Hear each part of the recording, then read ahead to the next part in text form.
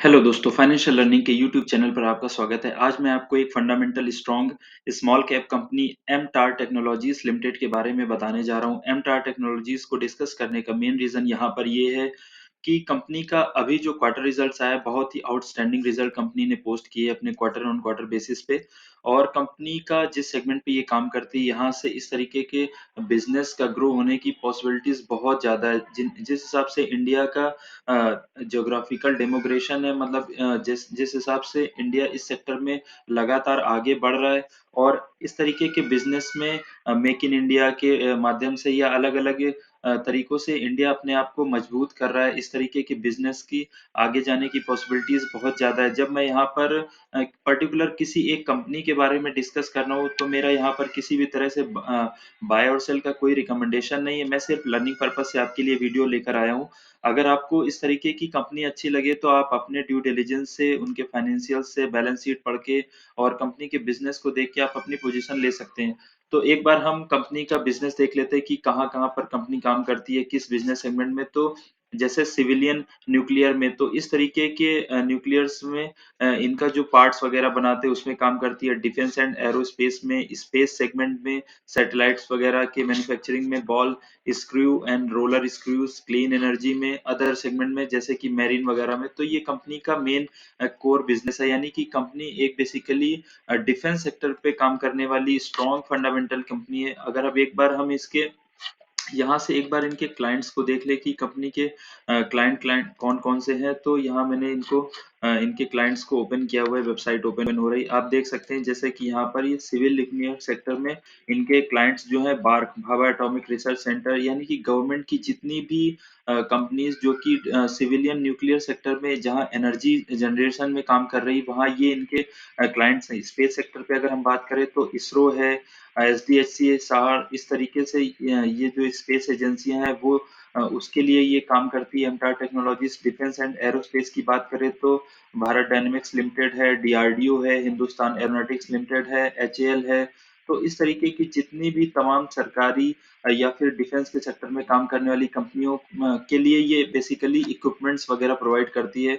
तो एक बार हम जैसे कि क्लीन एनर्जी है, तो यहाँ पे एंड्रिच हार्डो, ब्लूम एनर्जी, इस तरीके की कंपनी के साथ है। मैरीन सेगमेंट में भी ये कोंग्सबर्ग, इस तरीके के इनके क्लाइंट्स हैं। तो यहाँ पर अगर एक बार हम कंपनी का रेवेन्यू सेगमेंट थोड़ा सा देख लें, यहाँ पर मैंने स्क्रीनर डॉट इन पे एमटार टेक्नोलॉजीज को ओपन किया हुआ है। अगर यहाँ पर मैं इनके की हाइलाइट्स में इनके रेवेन्यू सेगमेंट को एक बार मैंने ओपन किया हुआ है, आप देख सकते हैं। तो जो इनका रेवेन्यू बेसिकली आता है, जैसा कि साइट पे मेंशन है, तो मैं आपको वो बता देता हूँ। न्यूक्लियर सेगमेंट से 26% रेवेन्यू यहाँ से जनरेट करते हैं, और स्पेस एंड डिफेंस सेगमेंट से ये 21% रेवेन्यू जनरेट करते हैं, और रिमेनिंग 50% रेवेन्यू ये क्लीन एनर्जी के थ्रू जनरेट करते हैं। और कंपनी कई सारी चीजों में सोल मैन्युफैक्चरर है, जैसे कि स्क्रू बॉल, यहाँ रोलर स्क्रू मैंने ये ओपन किया हुआ है। यहाँ पर आप इनके बारे में एक बार इनकी साइट पे और डिटेल में देख सकते हैं। रोलर स्क्रू जो कि सैटेलाइट्स वगैरह में इस तरीके के स्क्रू यूज होते हैं, सैटेलाइट्स वगैरह पे इस तरीके से। तो इस तरीके का जो स्क्रू ये कंपनी प्रोड्यूस करती है, तो ये सोल सोल मैन्युफैक्चरर है इस तरीके के इक्विपमेंट्स को प्रोड्यूस करने में। एक बार हम कंपनी का बिजनेस के बाद एक बार हम इसके फाइनेंशियल्स को देख ले, तो कंपनी का मार्केट कैप 4,910 करोड़। इसमें वोलेटिलिटी बहुत ज्यादा हो सकती है इस तरीके की कंपनी में, बट जिस हिसाब से ये बिजनेस सेगमेंट में काम कर रही है और अपने सेगमेंट में एज अ मोनोपोली कंपनी के रूप में काम कर रही है। दूसरी एक दो कंपनियां और भी हैं, जैसे पारस डिफेंस वगैरह। अगर आप इसके पीयर ग्रुप पे एक बार देख लें, तो पारस डिफेंस है, तेजो एनर्जी, बट वो इतना कुछ वेल स्टेब्लिश नहीं है और अभी भी अपने हाई वैल्यूएशन पे है। बट एमटॉर टेक्नोलॉजीज की जब बात करें, तो इसके फाइनेंशियल्स बहुत अच्छे हैं। करंट प्राइस 1596 का चल रहा है, जो कि इसके 52 वीक हाई से काफी डिस्काउंट पर अवेलेबल है। स्टॉक पी 65 का थोड़ा सा महंगा है, बट जिस हिसाब के सेक्टर पे ये कंपनी काम कर रही है और जैसा इसका फ्यूचर ग्रोथ है, तो मार्केट इसको हाई पी पर ही रखकर समझ रहा है।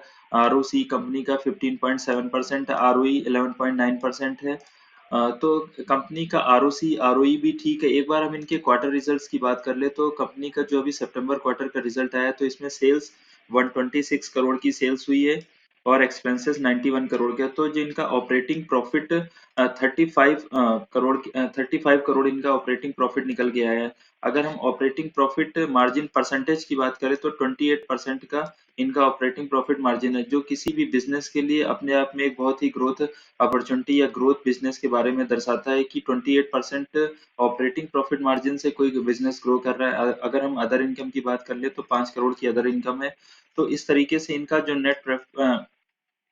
नेट प्रॉफिट आफ्टर टैक्स निकल के आता है इस क्वार्टर पे 25 करोड़ का, जो कि हाईएस्ट एवर है जब से कंपनी का डेटा यहाँ पर अवेलेबल है। और इनके अभी 2020 में ही कंपनी का आईपीओ आया था, तो अभी अभी बहुत ज्यादा डेटा अवेलेबल नहीं है स्क्रीनर डॉट इन पर। बट जो भी डेटा है उसके हिसाब से कंपनी ने लगातार अपने नेट प्रॉफिट को इंक्रीज किया और लगातार अपने रेवेन्यू को इंक्रीज किया है। तो इस तरीके के कंपनी जहाँ पे ग्रोथ पॉसिबिलिटीज बहुत ज्यादा है, और जो सेक्टर अभी इंडिया में डिमांडिंग है, जिसका फ्यूचर ग्रोथ बहुत ज्यादा है, जिसके ग्रो होने की बहुत ज्यादा पॉसिबिलिटीज है। आप देख सकते हैं यहाँ पर मार्च 2011 का जो इनका data profit and loss statement पे दिया गया, सेल्स 54 करोड़ की सेल्स थी इनकी। तब इनका ऑपरेटिंग प्रॉफिट 4 करोड़ का निकल के आता था। अभी इनकी सेल्स 12 ट्रेलिंग मंथ में 394 करोड़ की हाईएस्ट एवर सेल्स के साथ, तो इनका नेट प्रॉफिट जो ऑपरेटिंग प्रॉफिट निकल के आ रहा है 111 करोड़ का है। Highest ever operating profit margin यहाँ पे जनरेट किया है, वो इनके नेट प्रॉफिट में भी रिफ्लेक्ट होता है। तो कंपनी लगातार इंक्रीज करती जा रही है अपने नेट प्रॉफिट को और अपने रेवेन्यू को। तो इस तरीके की कंपनी के आगे ग्रो होने की पॉसिबिलिटीज बहुत ज्यादा है। अगर एक बार हम इनके रिजर्व्स की बात कर ले तो कंपनी के पास 531 करोड़ का रिजर्व्स है और बारोइंग भी 134 करोड़ की है। तो रिजर्व्स के कंपैरिजन में बारोइंग्स बहुत ज्यादा नहीं है। कंपनी को इस तरीके की छोटी कंपनियों को अपने बिजनेस सेटअप को और इंक्रीज करने के लिए, प्लांट मशीनरी वगैरह लगाने के लिए बारोइंग्स की जरूरत पड़ती है। बट जिस हिसाब से कंपनी का रिजर्व लगातार ग्रो कर रहा है, तो कुछ समय बाद ये अपने आप को डेब्ट फ्री भी कर सकते हैं। अगर हम इनके फिक्स एसेट की बात करें तो 129 करोड़ से फिक्स एसेट बढ़ के 238 करोड़ का है। तो कंपनी ने अपने एसेट में भी लगातार इंप्रूवमेंट किया है। अगर हम एक बार इनके शेयर होल्डिंग पैटर्न की बात करें तो प्रमोटर्स के पास 47.18% की होल्डिंग है, एफआईआईज के पास 3.18 है, और एफआईआईज ने इस क्वार्टर में अपनी होल्डिंग को 1% के आसपास से इंक्रीज भी किया है। डीआईआईज के पास जो जून क्वार्टर में 27% की होल्डिंग थी, उससे थोड़ा सा डीआईआईज ने अपनी होल्डिंग को बढ़ाया है। रिटेल पब्लिक के पास 21.90% की होल्डिंग है, और इस रिटेल पब्लिक में भी मुकुल महावीर अग्रवाल जी के पास 1.14% की होल्डिंग है। तो रिटेल पब्लिक के पास मोटा मोटी 20% के आसपास होल्डिंग है। अगर एक बार हम इनके प्रमोटर्स की बात कर ले तो जो रेड्डी रेड्डी ग्रुप है पर्टिकुलर, इन्हीं के पास इनके फैमिली ट्री के पास ही सारी होल्डिंग जो है वो डिस्ट्रीब्यूटेड है। तो 48% के आसपास स्ट्रॉन्ग प्रमोटर्स होल्डिंग की होल्डिंग वाली कंपनी, जो कि बिजनेस सेगमेंट वाइज यहाँ से लगातार ग्रो होने की बहुत ज्यादा पॉसिबिलिटीज है। और कंपनी के फाइनेंशियल्स जो कि इतने स्ट्रॉन्ग फाइनेंशियल्स हैं, तो कंपनी का यहाँ से ऊपर जाना तय है। पर इस तरीके की कंपनी को आप with in one one month, 2 months, 3 months के हिसाब से जज नहीं कर सकते कि स्टॉक प्राइस भी इसी रेशियो में इंक्रीज होगा। आप इस तरीके की कंपनी में बने रहें, थोड़ी पोजीशन बना के अपने लर्निंग को इनहेंस करते रहें। और इस तरीके के सेक्टर्स जो कि डिफेंस सेक्टर आगे आने वाले टाइम में इंडिया का एक पर्टिकुलर ग्रोथ थीम सेक्टर है। तो इस तरीके की सेक्टर्स में ऐसी अच्छी कंपनियां जो कि मोनोपोली टाइप में वर्क कर रही हैं, तो आप इनके साथ बने रह सकते हैं।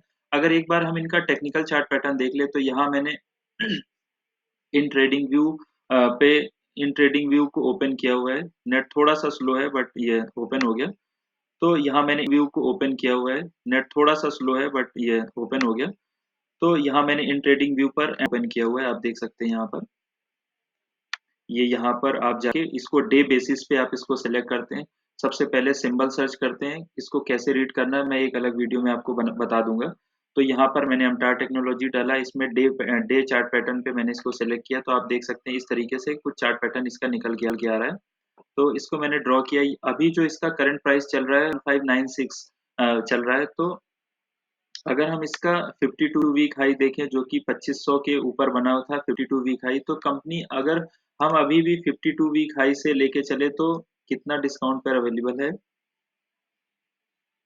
तो कंपनी अभी भी 38% के डिस्काउंट पर अवेलेबल है अपने 52 वीक हाई से। बट चूंकि ये स्मॉल कैप है, तो इस तरीके की कंपनी में 38%, 40%, 50, 60% तक भी वोलेटिलिटी होती है, स्टॉक प्राइस नीचे जा सकता है। बट अगर कंपनी के फाइनेंशियल्स लगातार इम्प्रूव हो रहे हो, जो कि इनकी बैलेंस शीट पे साफ रिफ्लेक्ट हो रहा है, तो ये स्टॉक प्राइस नीचे जा सकता है शॉर्ट टर्म बेसिस पे, बट लॉन्ग टर्म बेसिस पे ये कंपनियां ह्यूज वेल्थ जनरेट करके दे सकती हैं। तो अगर हम इसको 52 वीक हाई से जो अभी 38% डिस्काउंट पे अवेलेबल है, इस प्राइस पे लेके अगर इसके 52 वीक हाई तक भी रखे तो 60% का गेन निकल के आता है, और 60% का गेन अगर विद इन 1 और 2 ईयर्स भी निकल के आता है तो 30% सीएजीआर निकल के आती है। तो अपने आप में इस तरीके की कंपनी में जहाँ की ग्रोथ है और फाइनेंशियल्स लगातार इम्प्रूव हुए, कंपनी अपना बेस जो है वो लगातार बढ़ा रही है, जिसके स्ट्रॉन्ग क्लाइंट बेस है, तो इस तरीके की कंपनी का ग्रो होने की पॉसिबिलिटीज बहुत ज़्यादा है।